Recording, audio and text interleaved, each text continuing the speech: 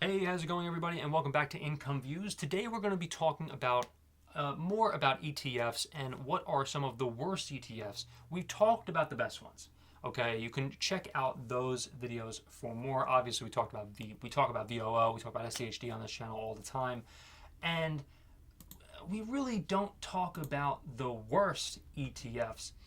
And look, I mean, there are a lot of bad ETFs that you could invest in, and it's really important to talk about these certain ETFs. And by the way, I just want to give a quick shout out to this commenter right here, who is I can't, for some reason I can't find the commenter.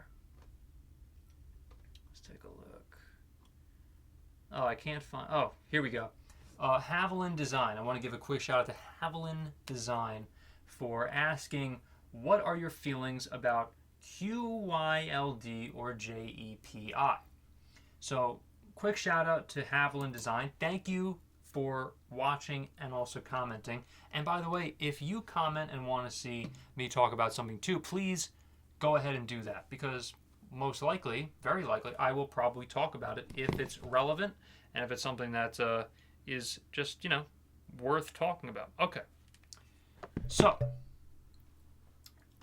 let's start with Global X NASDAQ 100 Cover Call ETF, QYLD. This was, as I see data going back as far as December 13th, 2013. If you would have invested on that date, then it would have been, let's see, 2502. Now over the past who knows, whatever it is, 11 years or so, then on this date, as of recording this video, it is now at 1808. Okay, and it has been a steadily declining ETF since then. It is down negative 27.74% all time. So, of course, this is, in my opinion, one of the worst ETFs that you can invest in, regardless of the dividend. I don't even want to see the dividend. Just the growth alone is horrendous. There are other ways of investing and also getting a great dividend while also seeing growth as well. We talk a lot about SCHD on this channel. Regardless of how you feel about SCHD, I truly believe it's better than QYLD just because of the growth alone. And that's really all I need to see, but to say, no, over the past, 10, 13 years or whatever it is, it's a horrendous growth stock, of course.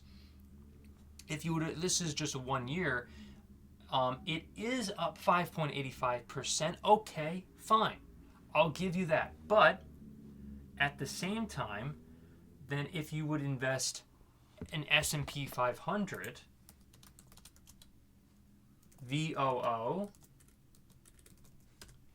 let's take a look at how much they're up over the past year. They're up 30.17% over just the past year. And not only that, but they're up 88% over the past 5 years. Okay? So that is a much better return than QYLD, which again, over the past 5 years, is negative 22.70, max of all time 27.74. VOO max all time is up 429.08%. And that was around kind of the same time, just a little under 3 years apart. And that was, again, up 429.08% for just VOO alone. Okay, moving on now to another ETF known as the JP Morgan Equity Premium ETF, Income ETF. Okay, say it again. JEPI. Let's say that 10 times fast. JP Morgan Equity Premium Income ETF. My God. Okay. Now this one, I do have to say, is not as bad as the QYLD. ETF here, okay? But looking at the this one we can kind of take a look at a little more closely and kind of take a step back and say, okay, well, not as bad. So over the past year, it has a return of 9.39%. Now compare that to VOO, which VOO is up 30.17. So maybe not as bad as QYLD, but compared to VOO S&P 500 index, then it's really not even a comparison. Over the past 5 years, the rate of return was 18.33, or the growth. Vanguard S&P 500 ETF, 88.00. Okay, and then of course 429%. And that's all that's what the max is for JP Morgan. So let's take a look at the dividend. Now, I do digress because, sure, I'm definitely, it humors me that there's a dividend yield of 7.6%. Okay, you have humored me.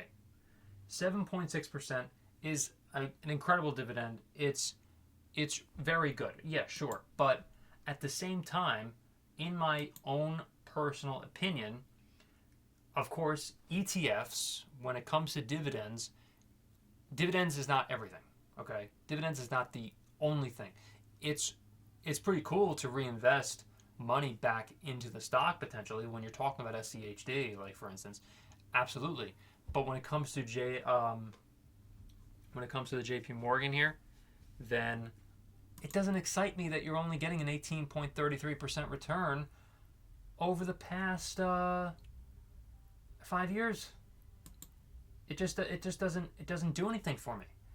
So a little under 5 years, in all fairness, but it's not phenomenal. Now, sure, JP Morgan, this ETF could possibly turn it around. JEPI, it could potentially do that, and also the what do you call it? The dividend is very nice on the JEPI, but man, compared to VOO, because that's pretty much what we're comparing it to.